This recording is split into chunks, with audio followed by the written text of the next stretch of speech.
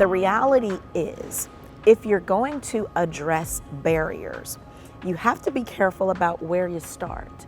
And what we looked at is that so many of the players are from rural communities. Professional baseball players, black, white, and otherwise, often come from the South. We knew that the primary barrier that the Players Alliance had to address has to be affordability, has to be poverty. A nice glove might cost you $200-300.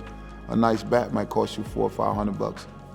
Well, knowing that as a parent, you don't push your kid into that, because that's a reoccurring fee that comes every year. Then finding the coach, paying for lessons, then finding the team, paying for travel ball. The game starts from the youth. The game starts in baseball. You can't pick it up for the most part at 12, 13 years old. You have to start at 5, 6. And in today's game, once you get to 9, you're playing select baseball. One thing about select baseball, it costs a lot of money. It costs a lot of money. It's a lot of people in poverty might not be able to have that opportunity.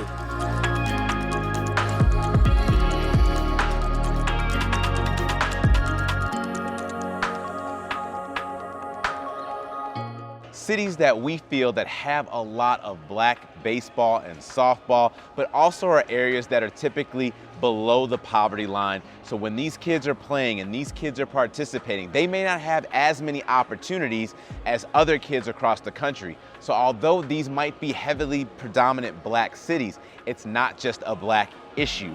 We're looking at areas of lack of access, lack of income, lack of resources. I'm from Columbus, Georgia, so we have a lot of small pockets around the U.S. and around the country where it's a lot of athletes, but they don't have the exposure. That's the hardest part about being from a small town, because no matter what you do, if no one sees it, it doesn't count. There's not a whole lot of light down there. You have to do probably 2, 3, 4 times as much as anybody else to even get that same attention.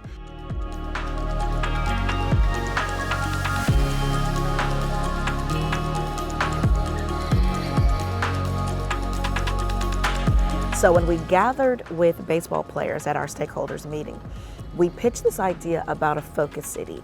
Yes, we are always going to be supportive of the entire country, but the reality is that some cities just have it a little harder. It was actually baseball players who put together the list of cities that they wanted us to take a look at.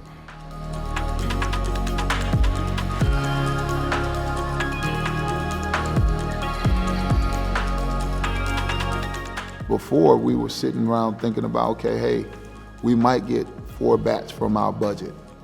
Players Alliance sends us 4 bats. We might get 2 gloves for the kids to share. Players Alliance sends us 8 to 10 gloves. So those are the things now that it takes that away so we can go out and compete, because half of the time you feel that because you don't have, you feel less than, and you play to that. So when that's removed, now there's no inhibitors, so now the best man wins.